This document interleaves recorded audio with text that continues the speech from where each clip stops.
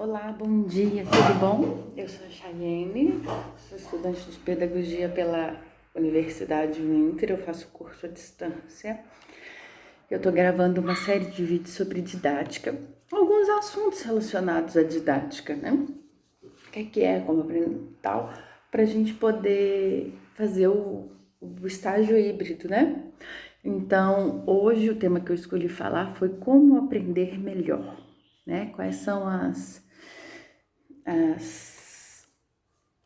as características de quem aprende melhor. A gente vai desenvolver mais esse raciocínio ao longo do vídeo. Eu espero que vocês gostem e aproveitem a oportunidade e as informações.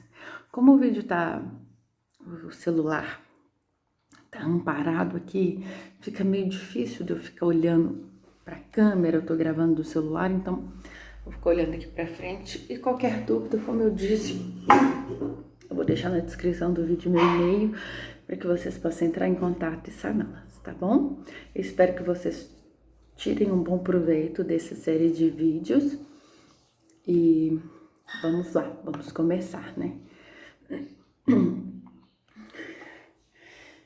Como se tornar um profissional na arte de aprender, né? Como que a gente pode aprender melhor?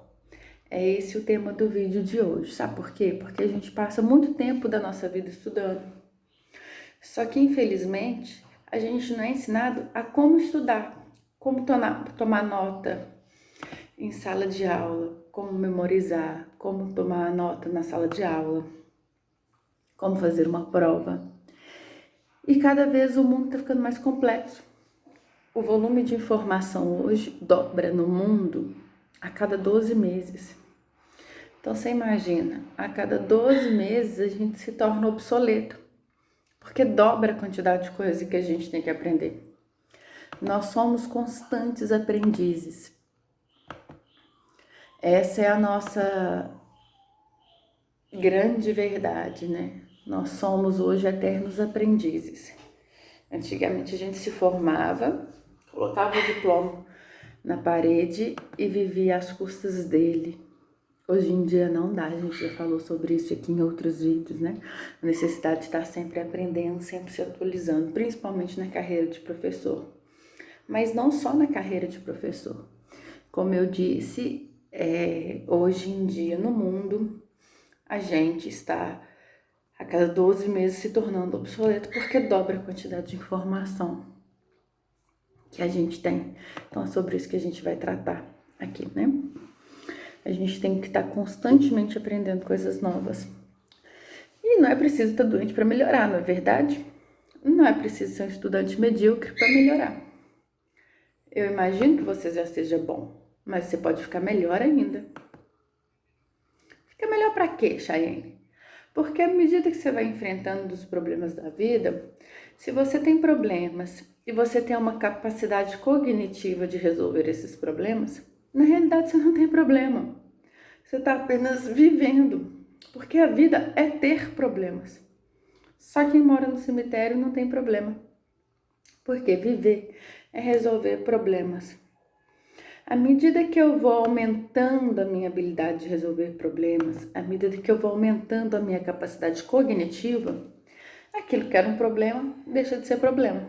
Eu já tenho a solução, né? Tem um estudioso, Frederic Parmatoff, que ele diz que se você analisar os atributos das decisões profissionais até o ano de 2030, o que vai ser importante um profissional saber? Ele determinou que mais de 85% vai depender da intuição e da percepção. E aí eu pergunto para você, qual foi a última aula que você teve sobre intuição? Qual foi o último ensinamento que você teve de percepção? As duas características mais importantes determinado por Frederick Harbroff, nome difícil, né?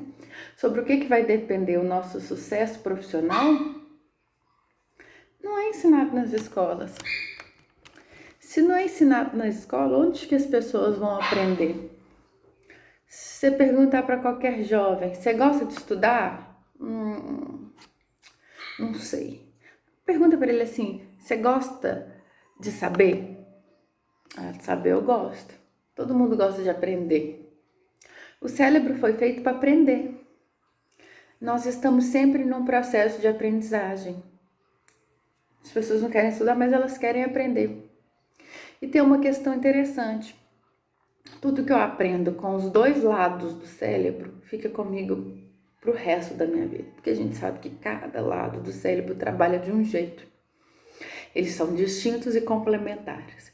Então, quando você agrega um novo conhecimento, utilizando dessas duas partes do cérebro, aquilo fica na sua cabeça. Pensa bem, andar de bicicleta. Você aprendeu. Mesmo que você fique 20 anos sem andar, se você subir na bicicleta, você anda. Se você aprender a nadar e quando você é criança, e passa, sei lá, 30 anos sem entrar na água, se você cair na água, você nada. Por quê? Porque você aprendeu com os dois lados do cérebro. Infelizmente, aquilo que a gente aprende na escola, se você fizer hoje uma prova, repetisse a última prova que você fez como estudante na sua vida hoje, você certamente não ia tirar nem metade da nota que você tirou naquela época. Não é mesmo? A maioria das coisas que você aprendeu, você esqueceu. Por que você esqueceu? Porque você aprendeu só com o lado do cérebro. E na pedagogia, existe uma parte da pedagogia que chama heurística, vocês conhecem isso, né? Que é o método educacional que consiste em descobrir pelo aluno o que ele quer ensinar. Então, através do aluno, o próprio aluno vai descobrindo o processo. E quando você descobre aquilo, acabou, ninguém tira isso de você mais. Se você entender claramente o que o professor está ensinando na aula, você não precisa estudar em casa. Você já tem tudo pronto. Então, o que eu tenho que fazer? Eu vou anotar palavras? Eu vou anotar números? Não. Você não vai anotar nem palavras e nem números. Você vai anotar ideias. Você tem que colocar um disco quebrado na sua cabeça quando você está assistindo a aula e o disco quebrado só vai dizer uma coisa. O que o professor quer que eu aprenda desse aluno? Desse aluno não, desse assunto. Esse disco quebrado vai ficar rodando durante todo o período da aula que você está assistindo. E você vai anotar não mais palavras ou números. Você vai passar a adotar ideias. Esse aqui é o grande segredo. Quando nós somos criança, nós não temos nenhum medo de errar, né? A gente vê casais de filho que vão passar, né, 1, 2, 3 anos fora nos Estados Unidos com as crianças, e as crianças voltam falando inglês. E o pai e a mãe não voltam falando inglês tão bem quanto as crianças. Porque o pai e a mãe ficam naquele negócio. Bom, quando eu estiver falando bem, aí eu vou falar. Só que para falar bem tem que praticar. Como a criança não tem essa dificuldade, não tem esse problema, ela fala. Porque o erro é parte integrante do processo de ensino-aprendizagem. O erro, quando é bem interpretado, é altamente pedagógico. Quando tudo dá certo, não aprende nada. Agora, quando dá errado, você pode aprender com o erro. Então, a primeira sugestão que eu tenho para você é o seguinte: erre, porque errando que você aprende. Se você fica com muito medo de errar, o que acontece? Você não aprende nada. Existem pessoas que se fecham totalmente, elas acham que já passou o tempo de escola, que agora não precisa aprender mais nada, que ela já aprendeu o suficiente pro resto da vida, e isso não é verdade. Como o conhecimento dobra a cada 12 meses, aquilo que você aprendeu provavelmente vai servir muito pouco, porque muita coisa vai modificar. O mundo hoje não é mais de quem sabe, o mundo hoje é de quem aprende. Porque quem sabe pode saber coisas que são obsoletas, pode saber de coisas que não servem mais, que não têm mais utilidade. Vocês estão conseguindo compreender o que eu quero dizer? Não é o que a gente não sabe, é o que a gente sabe e que não funciona mais. E a gente aprende com o quê? A gente aprende com o cérebro. Então, se você me permite, eu vou ter uma conversa com você agora sobre a estrutura cerebral, sobre a anatomia e a fisiologia cerebral. Nós temos, na realidade, dentro do nosso cérebro, dentro do nosso crânio, melhor dizendo, 3 cérebros. o cérebro reptiliano, que é esse aqui embaixo, porque nós herdamos dos répteis na nossa evolução. Temos o cérebro neomamífero, que herdamos do mamífero, que é mais central. E temos o neocórtex, que é a parte característica dos primatas superiores, dos animais superiores, como faz parte o homem. O cérebro reptiliano é o cérebro da inteligência física. É o seu coração bater, o seu pulmão respirar, né? Isso faz parte do cérebro reptiliano, a temperatura do seu corpo. É o cérebro físico. Já o cérebro emocional, também conhecido com o nome de sistema límbico, ele cuida das suas emoções.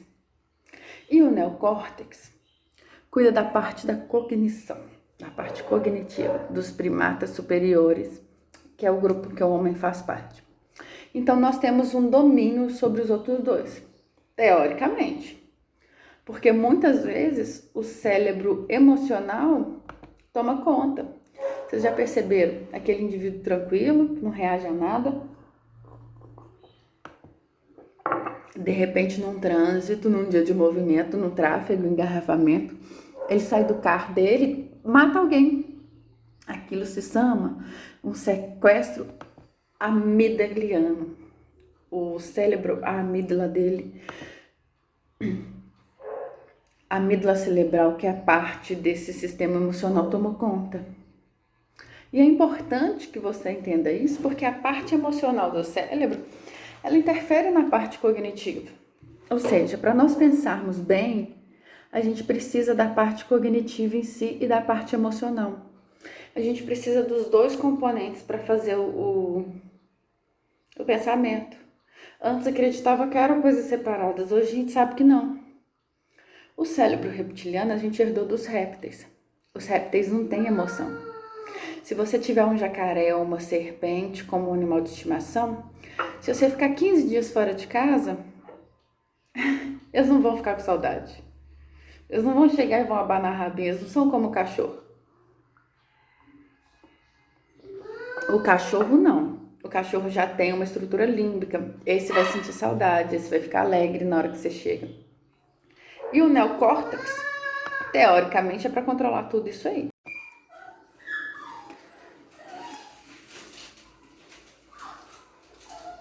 Esse neocórtex se divide em dois hemisférios. O hemisfério esquerdo, que é lógico, matemático, que é verbal, que é digital. E o hemisfério direito, que é analógico, é visual, que é intuitivo.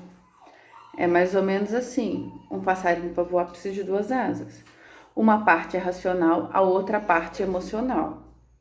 Fizeram estudos em 1940 e poucos.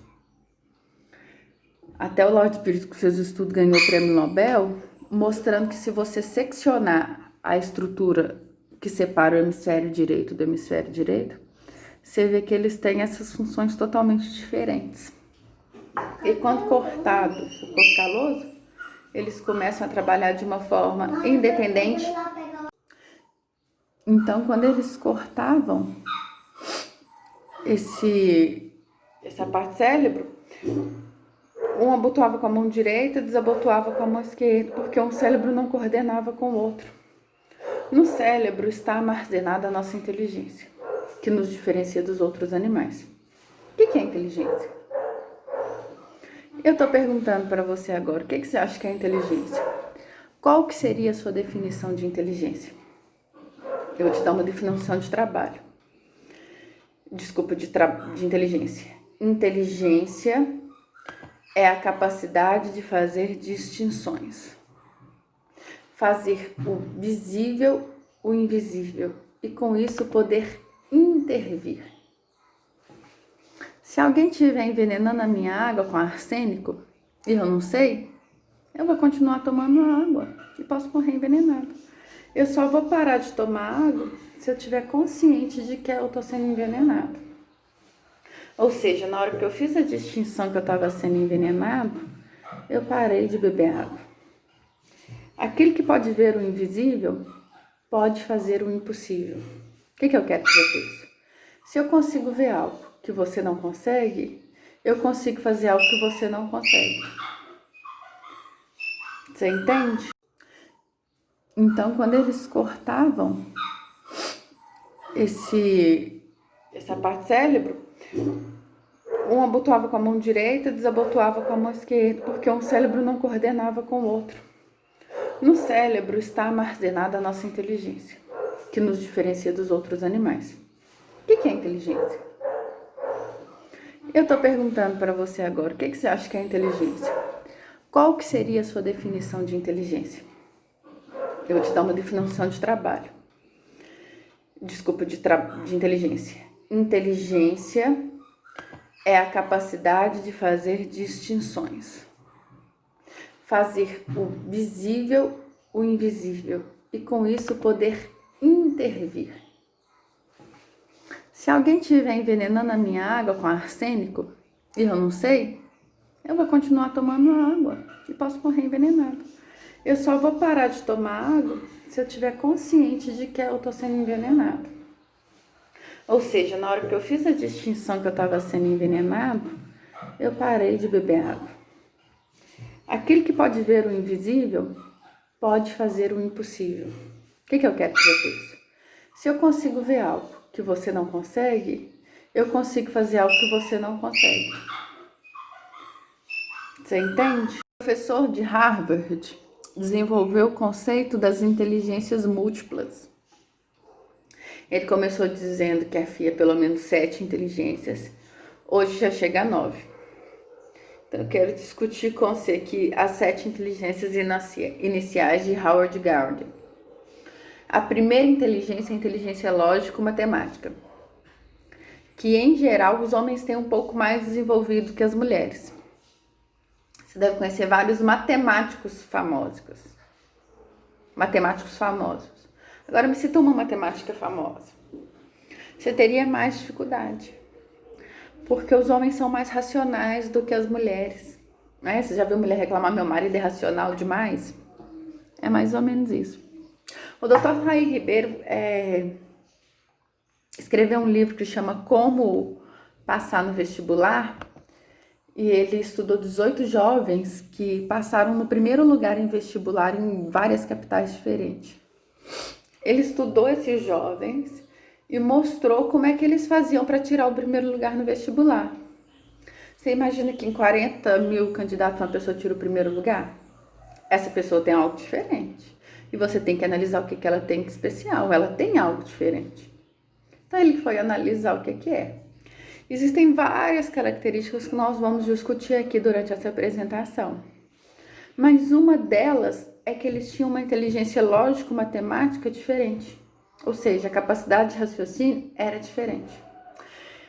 E a boa notícia é que a gente pode desenvolver essa capacidade lógico-matemática. Né? O Howard Gardner mostrou que a segunda inteligência que nós temos é a inteligência corporal. Um atleta, por exemplo, de Olimpíadas, tem uma inteligência corporal superior à média. Os homens, em geral, têm uma inteligência corporal superior às mulheres.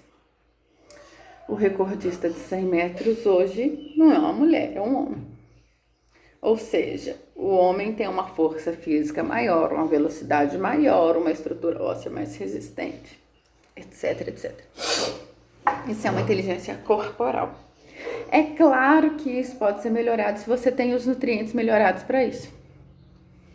E falando em nutrientes, eu queria fazer um comentário sobre o ômega 3, né? Porque o nosso corpo precisa estar funcionando bem, né? A importância do ômega 3 para o cérebro.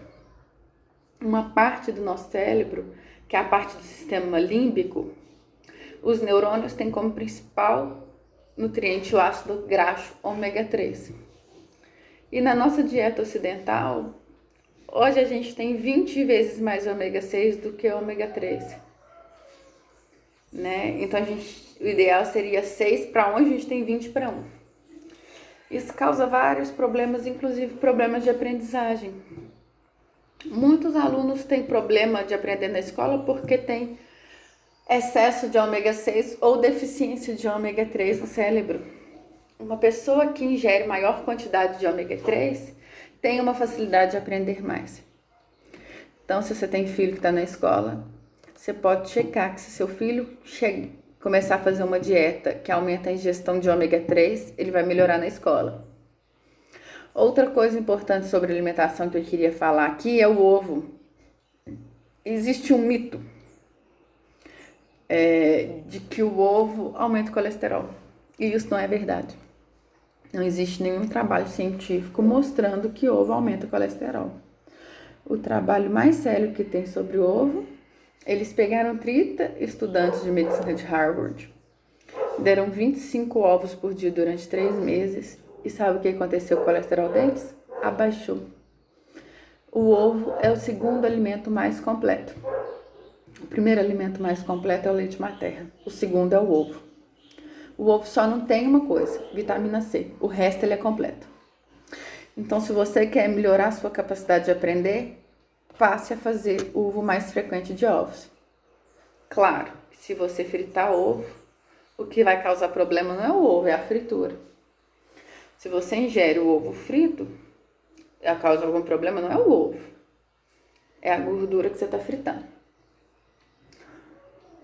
E tem também as smart drogas, que são medicamentos que, se você procurar seu médico, conversar com seu médico sobre isso, você vai perceber que existem medicamentos que são capazes de ajudar a aumentar a inteligência. A neurociência desenvolveu vários nutrientes cerebrais que são capazes de aumentar a concentração, capacidade de raciocínio.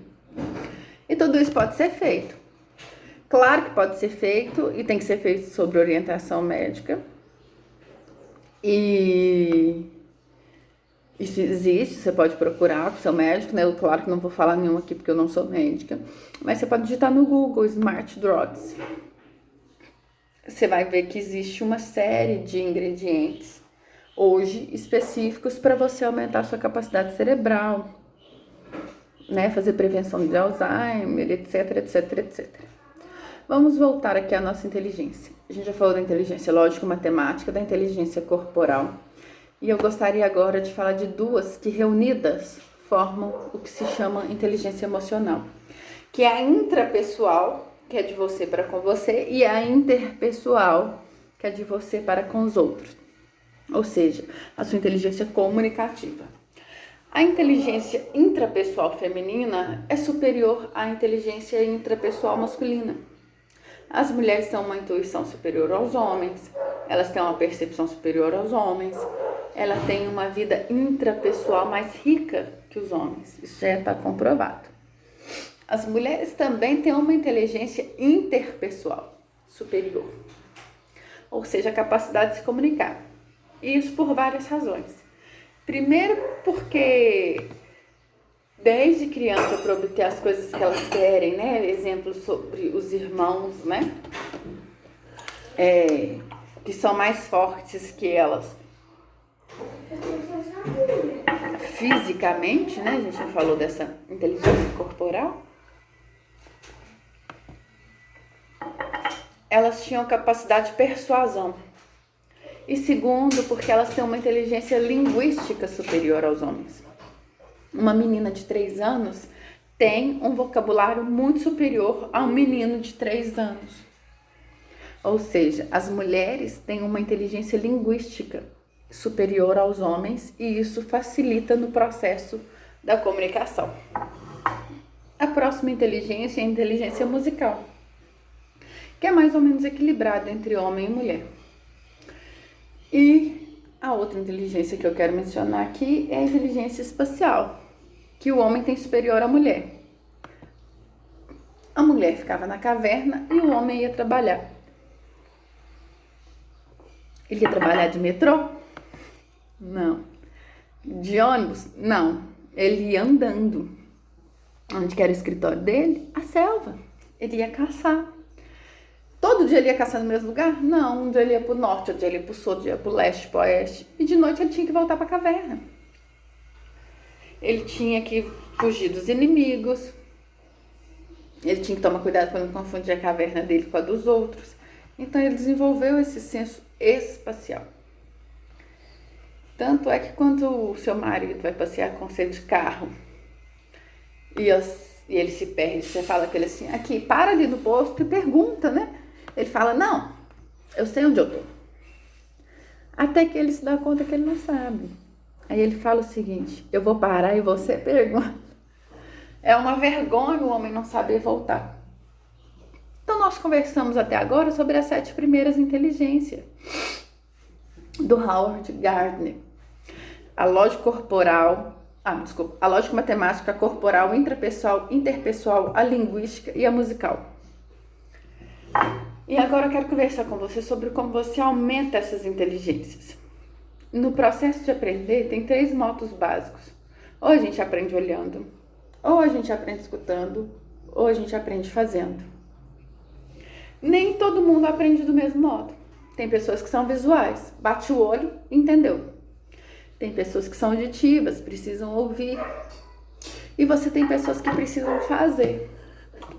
Então você pergunta assim, tomar nota em sala de aula é bom ou ruim? Depende do seu tipo de jeito de aprender. Se você é do tipo sinestésico de aprender, tomar nota em sala de aula pode fazer uma diferença enorme, porque você está anotando. Agora, se você é do tipo visual auditivo, já não faz muita diferença. Olha que interessante. Às vezes na família tem uma criança, um filho, e todo mundo sabe que essa criança é super inteligente. E a criança não está se dando bem na escola. Vem reclamações, etc. E aí eles acham que essa criança tem o que se chama de dificuldade de aprendizagem. Só que essa criança, muitas vezes, ela é sinestésica. E o sistema ensinado na escola, em geral, é audiovisual. O professor fala e escreve lá no quadro. E essa criança é inquieta, porque ela tem que fazer, ela é sinestésica. E ela não aprende. Mas não é porque ela não tem capacidade de aprender. É porque o sistema de ensino não está apropriado a ela. Não é uma dificuldade de aprender, é uma dificuldade de ensinar. Existem testes, né? Existem livros sobre comunicação global e você faz um teste em 10, 15 minutos. Você tem uma ideia se você é mais visual, se você é mais auditivo, se você é mais sinestésico. E isso faz uma diferença enorme. Às vezes você está aprendendo do modo errado. Às vezes você não é um estudante brilhante porque você está tentando aprender num canal diferente daquele que é mais fácil para você. Quero falar sobre uma coisa muito importante aqui. É sobre o movimento dos nossos olhos. Você já percebeu que à medida que você vai conversando, os seus olhos estão movimentando em várias direções? Pois é. Basicamente, nós podemos colocar os nossos olhos em 9 posições diferentes. Você pode olhar para cima, para a esquerda, para cima, para o centro e para cima, para a direita. Para horizontal, para a esquerda, para o centro, para a direita e para baixo, para o centro, para a direita, para a esquerda, para o centro, para a direita. Então,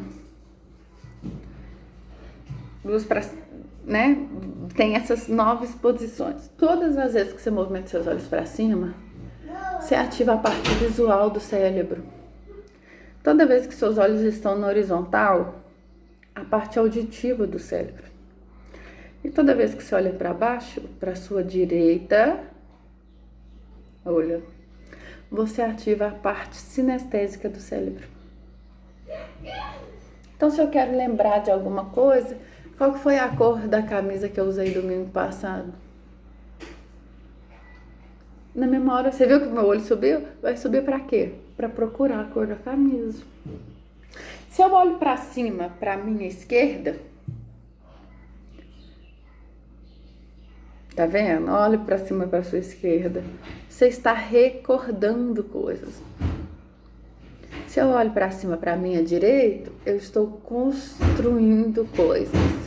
Então, se eu estou estudando e eu quero memorizar alguma coisa, alguma forma difícil, por exemplo, eu vou olhar para cima, primeiro para a minha direita, para poder construir aquela forma física dentro da minha cabeça.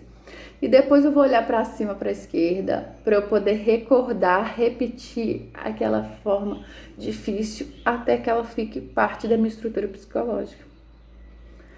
Isso Isso é muito importante entender, porque o movimento do olho facilita o processo. Olha só que interessante, a pessoa vai fazer o vestibular, vai fazer um teste. E chega lá, dá um branco nela. Sabe por que deu branco nela? Porque ela colocou a cabeça para baixo e ficou olhando para o teste. E aí ela faz uma pergunta, ela esqueceu. Se ela tivesse simplesmente levantado a cabeça e olhado na posição certa, que é a esquerda, ela teria resolvido o problema. Mas como ela está olhando para baixo e não tem oportunidade de ter acesso ao campo visual, aquela forma difícil não vem na cabeça dela. A gente pode gastar horas e horas e horas falando sobre isso aqui, mas não é só a finalidade disso.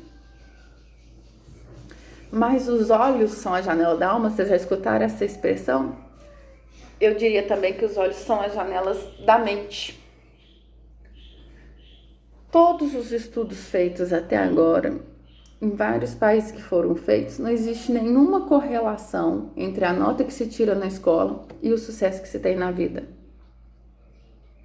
Eu posso ter um estudante medíocre que vai ser um grande empresário e posso ter um CBF que não vai dar nada na vida. Não existe nenhuma correlação. E é importante pensar isso. Por que não existe uma correlação? Né? Esse estudo já foi feito, já foi provado. E outros repetidos, né? Muitas pessoas fizeram esse estudo no mundo. Vocês já pararam para pensar que talvez a escola esteja ensinando coisas que não tem muita aplicabilidade? Às vezes o que cai na prova não cai na vida. E você estuda aquilo para fazer na prova, mas depois aquilo não tem nenhuma aplicabilidade na sua vida. O homem não constrói fora de si nada que não tenha dentro de si.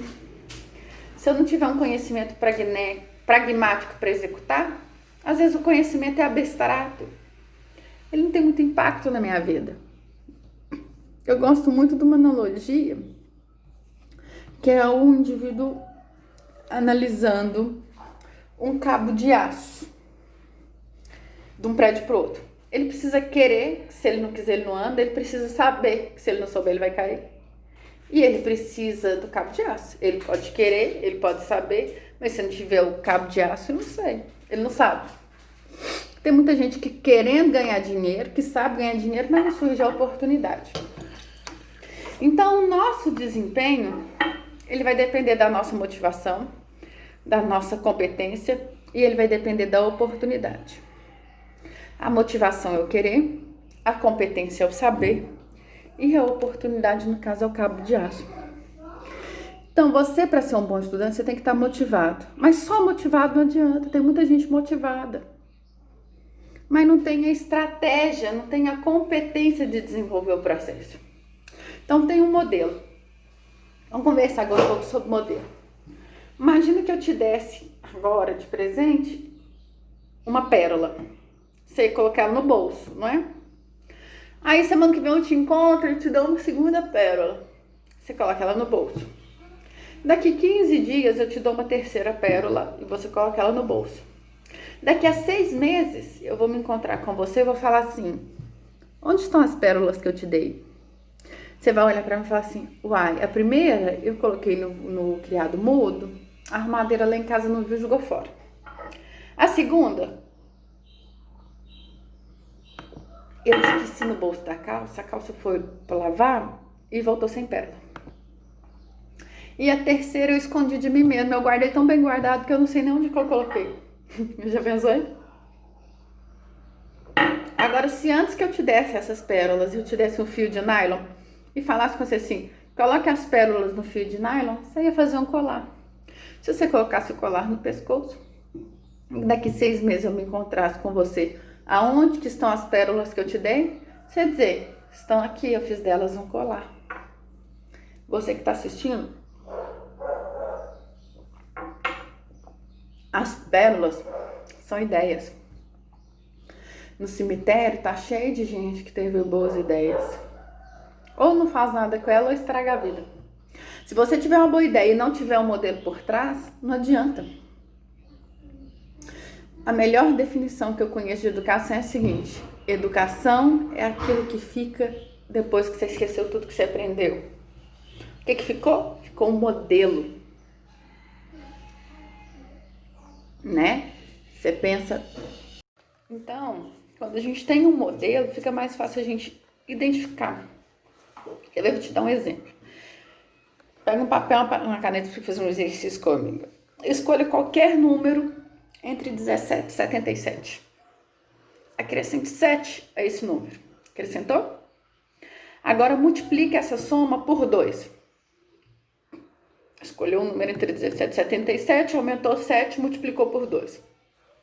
Dessa soma, dessa multiplicação, você subtrai 4 e divide o resultado por 2.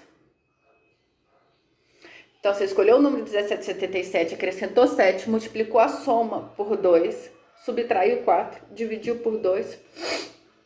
E agora, você subtraiu... Aliás, e agora que você subtraiu 4, você dividiu por 2. Agora, tira o número que você pensou. Subtraiu? Sabe qual que é o resultado? Preciso falar uma coisa que eu já sei. 5. Sabe por que eu sei? Porque esse é um algoritmo cujo resultado dá 5. O algoritmo é assim, você escolhe o número x, você acrescenta 7 a esse número. X mais 7 multiplica por 2 é igual a 2x mais 14. 2x mais 14 você tira 4, dá 2x mais 10. Você pega esse 2x mais 10, divide por 2, dá x mais 5. Você tira o número original que é x, o que sobra? 5. Não é mágica, não. Isso é tecnologia. O resultado vai dar 5, não tem a menor dúvida. Então, é um algoritmo que o resultado é 5. Do mesmo jeito que pode ser feito um algoritmo para ter sucesso profissional, o resultado vai ser sucesso. Quando você tem um programa testado e coloca aquilo na estrutura psicológica, o resultado é muito simples, né? Então, quando a gente tem um modelo, fica mais fácil a gente identificar. Eu vou te dar um exemplo. Pega um papel, uma caneta para fazer um exercício comigo. Escolha qualquer número entre 17 e 77. Acrescente 7 a esse número. Acrescentou? Agora multiplique essa soma por 2. Escolheu um número entre 17 e 77, aumentou 7, multiplicou por 2. Dessa soma, dessa multiplicação, você subtrai 4 e divide o resultado por 2. Então, você escolheu o número 1777, acrescentou 7, multiplicou a soma por 2, subtraiu 4, dividiu por 2. E agora, você subtraiu... Aliás, e agora que você subtraiu 4, você dividiu por 2. Agora, tira o número que você pensou. Subtraiu? Sabe qual que é o resultado? Preciso falar uma coisa que eu já sei. 5. Sabe por que eu sei? Porque esse é um algoritmo cujo resultado dá 5. O algoritmo é assim, você escolhe o número x, você acrescenta 7 a esse número. X mais 7 multiplica por 2 é igual a 2x mais 14. 2x mais 14 você tira 4, dá 2x mais 10. Você pega esse 2x mais 10, divide por 2, dá x mais 5. Você tira o número original que é x, o que sobra? 5. Não é mágica, não. Isso é tecnologia. O resultado vai dar 5, não tem a menor dúvida. Então, é um algoritmo que o resultado é 5. Do mesmo jeito que pode ser feito um algoritmo para ter sucesso profissional, o resultado vai ser sucesso. Quando você tem um programa testado e coloca aquilo na estrutura psicológica, o resultado é muito simples, né? Então, quando você tem um modelo, fica muito mais fácil aprender qualquer coisa. Você tem um passo a passo de como chegar lá. Você lembra que eu mencionei que o Dr. Jair Ribeiro tinha escrito um livro de como passar no vestibular? Né? Ele pegou os 18 jovens que tiraram o primeiro lugar no vestibular em diferentes capitais do Brasil. Pegou 19 professores de cursinhos que estavam pelo menos há 5 anos ensinando. E eles, durante 12 horas, eles responderam apenas uma pergunta. O que faz um jovem passar em primeiro lugar no vestibular? E depois dessa análise, eles descobriram 3 coisas básicas que existem em todos os que passam no primeiro lugar. Primeiro é a autoconfiança. Só a autoconfiança não faz você passar. Sem autoconfiança, você não passa no vestibular. Vamos te ensinar a desenvolver autoconfiança, porque isso é importante. Aquele branco que dá na prova, muitas vezes é falta de autoconfiança. E com autoconfiança é fundamental. Todos esses jovens que passaram em primeiro lugar no vestibular tinham confiança que iam passar no vestibular. Segunda coisa, todos eles tinham motivação para estudar. O vestibular não era um obstáculo. O vestibular era uma etapa, porque a visão deles estava lá na frente. O que eles iam fazer depois de formados? Eles já estavam pensando lá na frente. E aquele vestibular era nada mais, nada menos do que uma etapa, não um obstáculo. Em todos esses 18 jovens que tiraram o primeiro lugar, eles tinham uma estratégia. Ou tomar nota em sala de aula, ou em fazer prova, ou estudar em casa. Estratégia em ler, estratégia para memorizar. Todos eles tinham mnemônicos, processos de memorização, provando que todos nós temos uma ótima memória. Às vezes a gente só não sabe usar essa memória, né? Aquela Helen Keller, que era surda, cega e acabou sendo uma grande instrutora, te recomendo ler a biografia da Helen Keller, que ela tem uma frase famosa que é assim: jamais alguém concordará em rastejar se sentir um impulso para voar. Todo ser humano tem impulso para crescer. Faz parte do espírito humano. A pessoa nunca chega e fala assim, eu quero piorar. Não, todo mundo está querendo melhorar. Eu, você, todos nós estamos querendo melhorar. Agora, infelizmente, uma pequena minoria consegue isso. Porque a maioria faz o quê? Navega na vida. Por quê? Porque lá na escola o professor não soube ensinar a pessoa como estudar.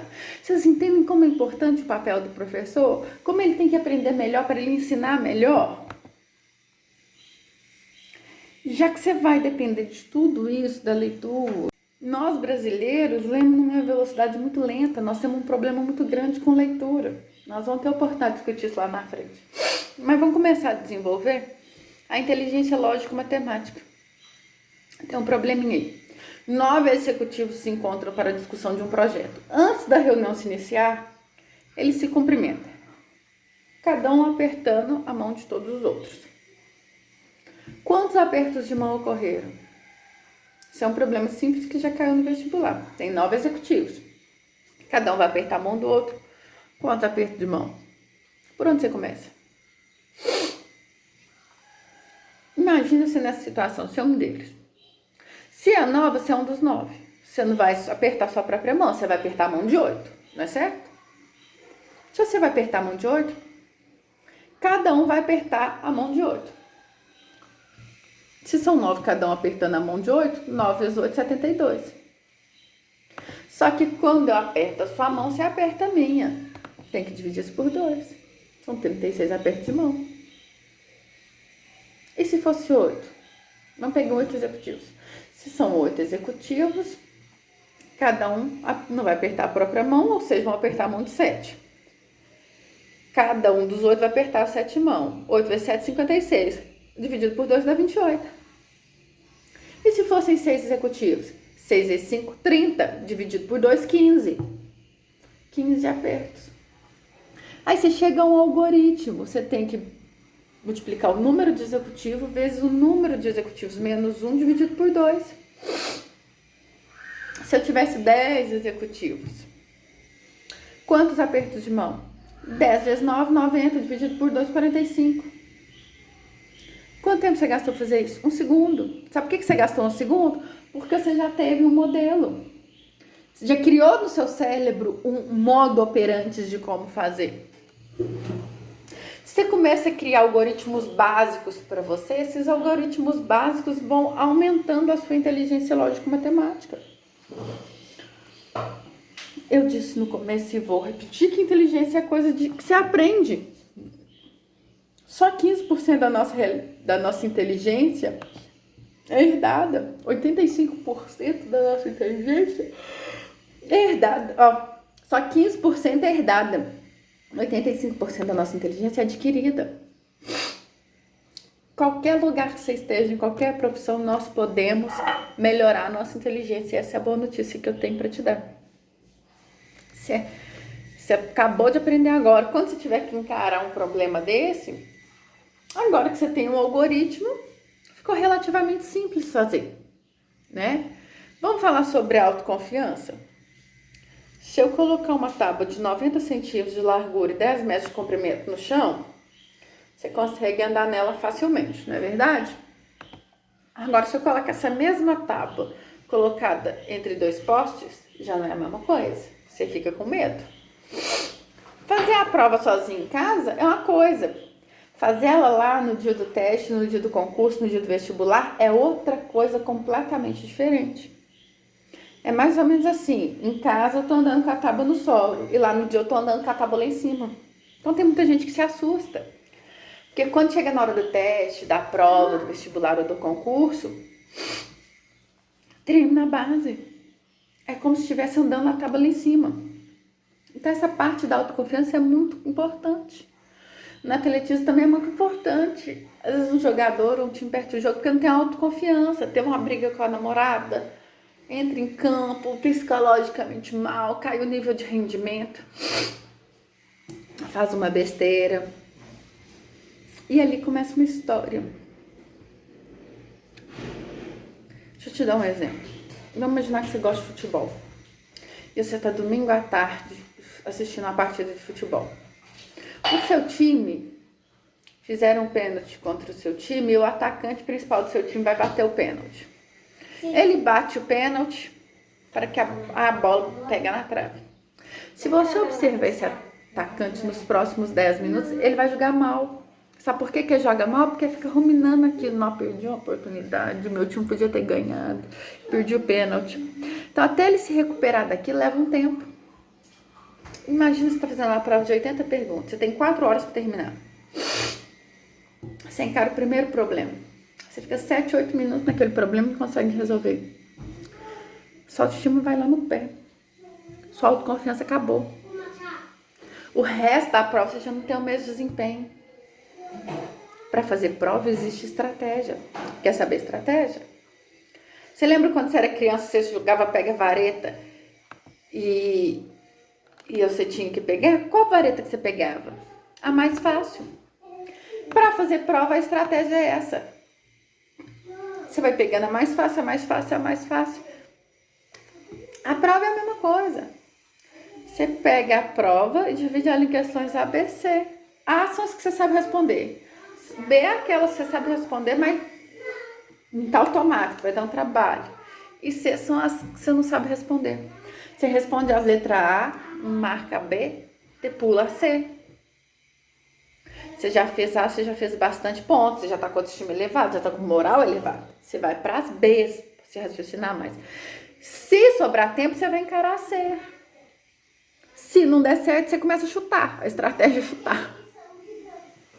Mas a estratégia é pegar a vareta. Mas uma pessoa que não tem estratégia simples nessa cabeça, ela encara uma prova, um concurso, ela acha que ela tem que responder a prova 1, 2, 3, 4, 5, 6. Aí por azar, pega uma pergunta que ela não sabe a resposta logo de início, ela gasta 6, 7 minutos ali, por azar, ela fica desanimada, a autoestima dela já vai lá embaixo. Olha o impacto que isso tem. Olha uma explicação simples dessa, olha a contribuição que faz para você. Olha que diferença que faz. Vamos continuar no nosso pensamento lógico-matemático. Pensa bem, um comerciante comprou uma cadeira por R$70. Passou um pouquinho e vendeu ela por 80.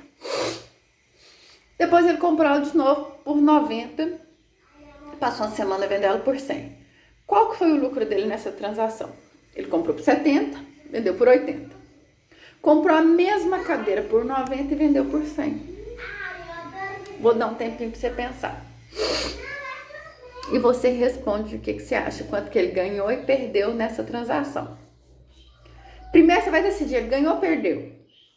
Quanto que foi? Comprou por 70, vendeu por 80, comprou a mesma cadeira por 90 e depois vendeu por 100. Pensa aí.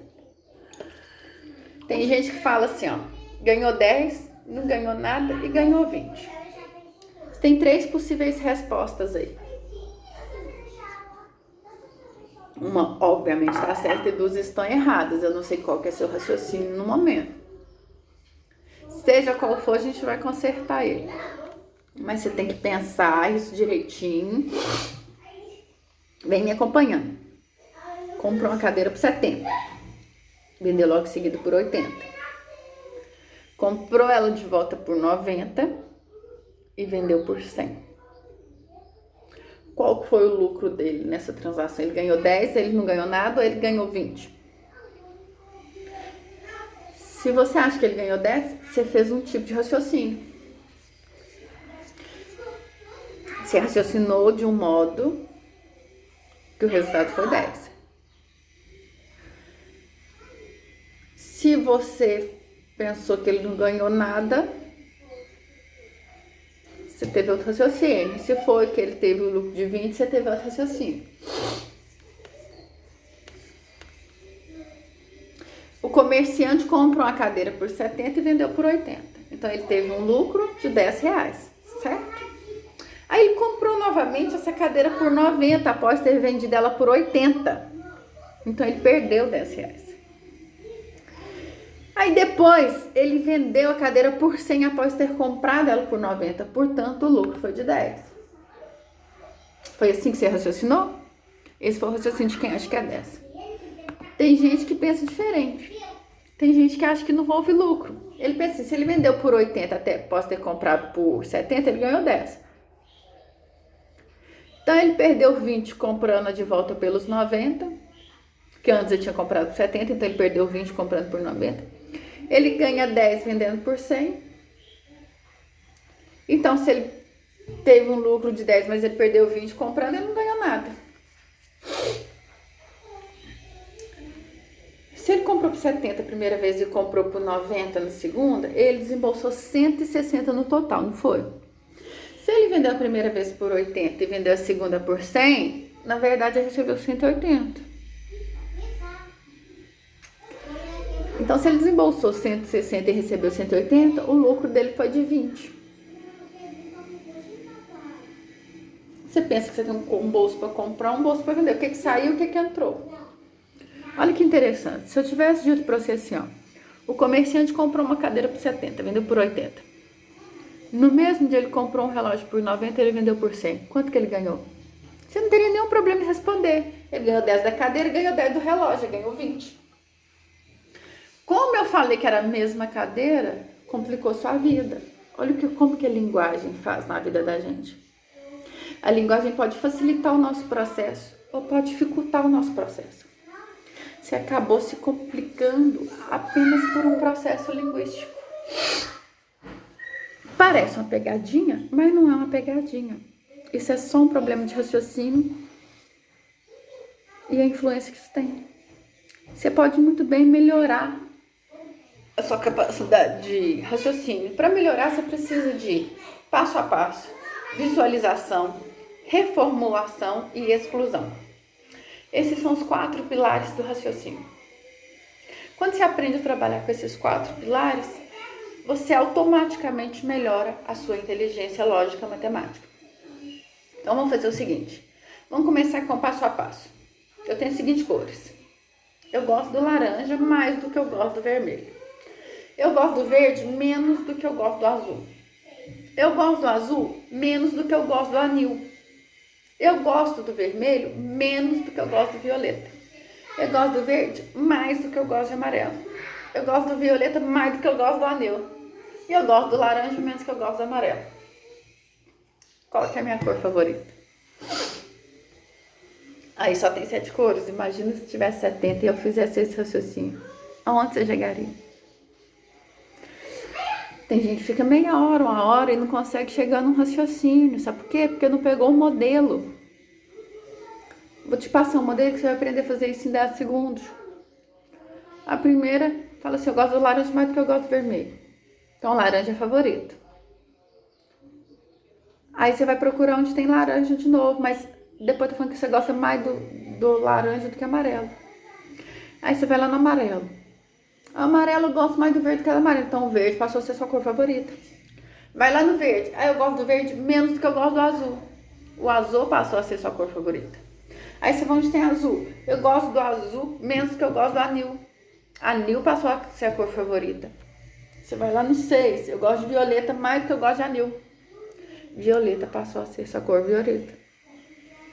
Você vai lá no violeta de novo.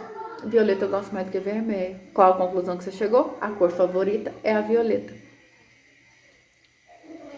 Na hora que você cria um esquema, fica fácil. Você tem um modelo. Sabe por quê? Você aprendeu a pensar passo a passo. Aprender a pensar passo a passo. Você já aprendeu o teorema de Pitágoras, né? O quadrado da hipotenusa é igual à soma dos quadrados dos catetos. Se a hipotenusa é 5, você pensa bem, o triângulo é assim, né? A hipotenusa é assim, não é isso? Então, você pensa que aqui está a hipotenusa. Se a hipotenusa é igual à soma dos quadrados e dos catetos, não é isso? 3 vezes 3, 9. 16 e 9, 25. O quadrado de 5 é 25. E daí? O que eu vou fazer com esse quadrado da hipotenusa igual à soma dos quadrados dos catetos? Qual a aplicabilidade que isso vai ter na minha vida? A hipotenusa, que são 25 quadrados, pode ser 25 quadrados? Vou te mostrar um slide depois. Você quer construir 2 salões que correspondem ao terceiro, você usa o quadrado cateto da hipotenusa, tem aplicabilidade. Agora que você visualizou e aprendeu a aplicabilidade, você tem muito mais fácil de aprender. Uma coisa é passo a passo, outra coisa é visualização. O terceiro pilar do pensamento é reformulação. Quanto que é 2/3 de uma metade? 2/3 de uma metade. Metade de 2/3 é 1/3. Você reformulou, mudou a ordem e resolveu. Às vezes você reformula uma coisa, às vezes não é para resolver daquele jeito, você tem uma dificuldade em dizer quanto que é 2/3 de uma metade, mas você não tem dificuldade de resolver quanto que é a metade de 2/3. E aí tem o pilar da exclusão também. Pega os números 1, 2, 3, 4, 5, 6, 7, 8, 9. Imagina um quadrado e coloca 1, 2, 3, 4, 5, 6, 7, 8, 9.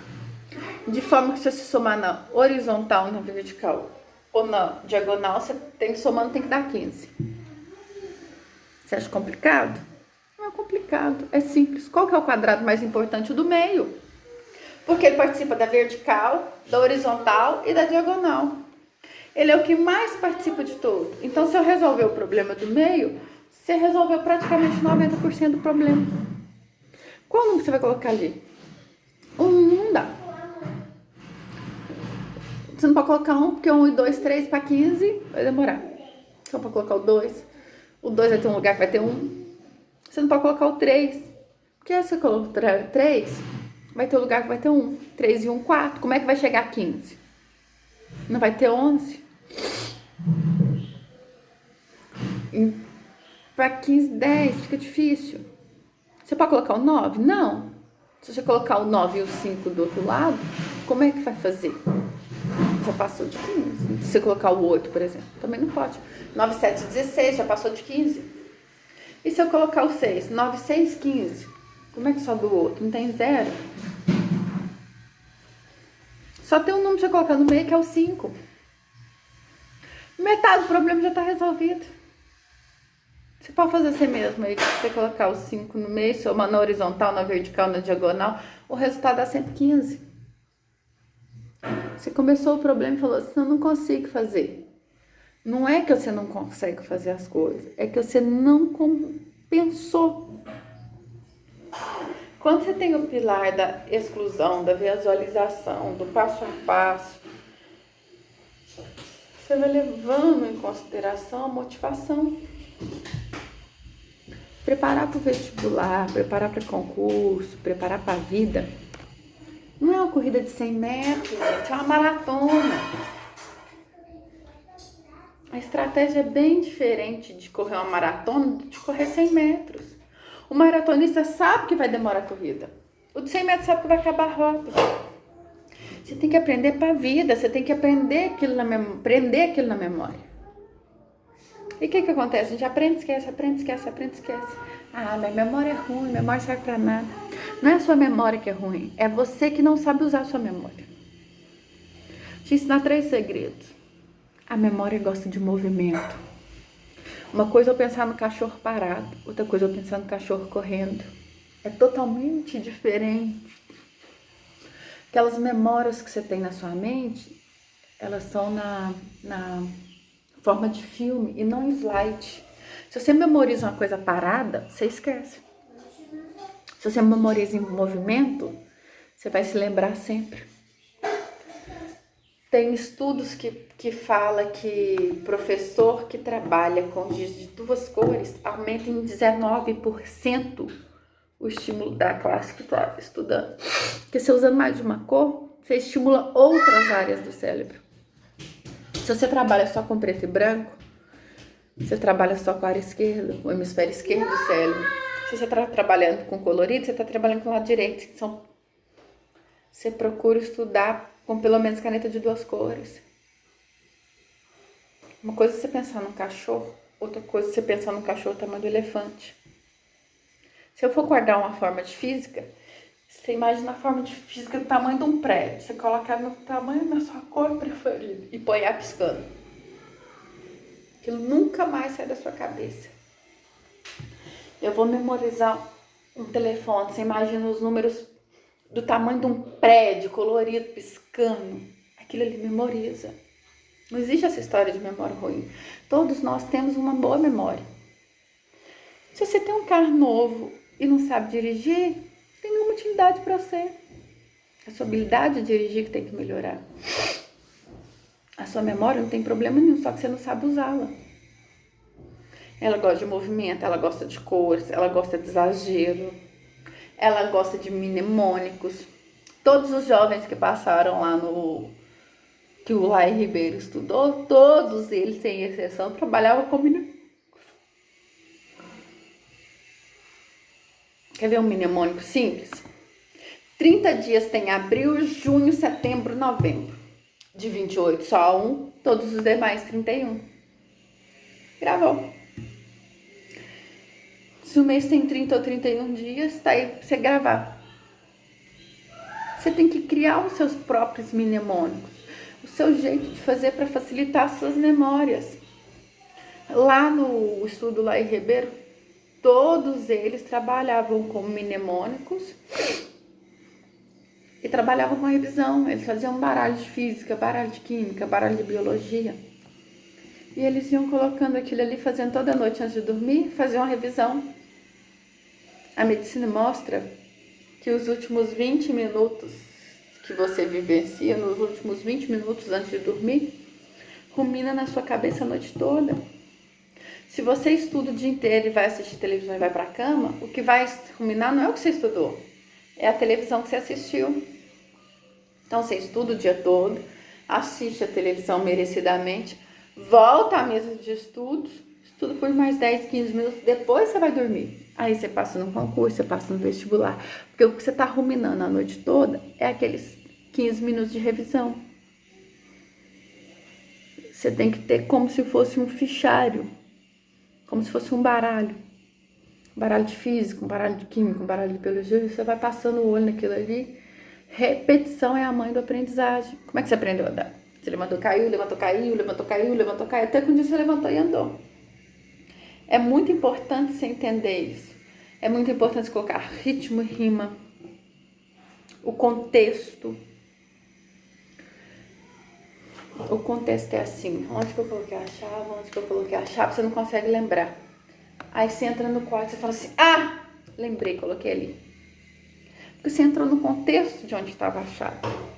Se você estava lá na prova e está tentando lembrar a prova de física, você não consegue se lembrar, você fecha os olhos, se transporta para sua mesa de estudos, lá onde você estudou aquela forma, de repente, está na sua cabeça. Isso é um truque espetacular para a memória.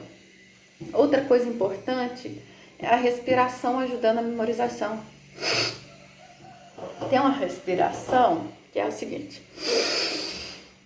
Respira em 4, segura em 4, solta em 4. A posição que você fica para estudar e fazer prova, depois de um certo tempo, o oxigênio no seu cérebro começa a cair e o cérebro exige oxigênio e glicose para funcionar. Faltou oxigênio, o desempenho não é o mesmo. Faltou glicose, o desempenho também não é o mesmo. Eu recomendo para as pessoas que vão fazer concurso levar no bolso umas 3 ou 4 barrinhas de chocolate. Cada 40, 50 minutos você dá uma parada. Respira em 4, segura em 4, solta em 4. Oxigênio em cérebro. Come uma barrinha de chocolate, absorve a glicose. E aí você se reabasteceu de novo para mais 40, 50 minutos. Né? Agora vamos falar um pouquinho sobre leitura. 80% mais do que você vai aprender na sua vida, você vai aprender através da leitura. Nós temos 3 tipos de leitura. A leitura com prazer, a leitura crítica e a leitura específica. É assim que se faz uma leitura inteligente. O problema é que nós brasileiros temos um vício muito grande com a leitura. Nós temos problema com a velocidade da leitura, com a compreensão e com a memorização. Velocidade, compreensão e memorização. A gente tem essas dificuldades. Primeiro, a gente aprende a ler palavra por palavra. E para aprender a lermos em voz alta. Aí nós começamos a ler em voz alta e eles falavam assim: para, você já leu bastante. Continua agora em voz baixa. Só que você diminui o som, mas continua lendo com a garganta. Isso se chama subvocalização. Só que a nossa garganta não permite falar mais do que 180, 190 palavras por minuto.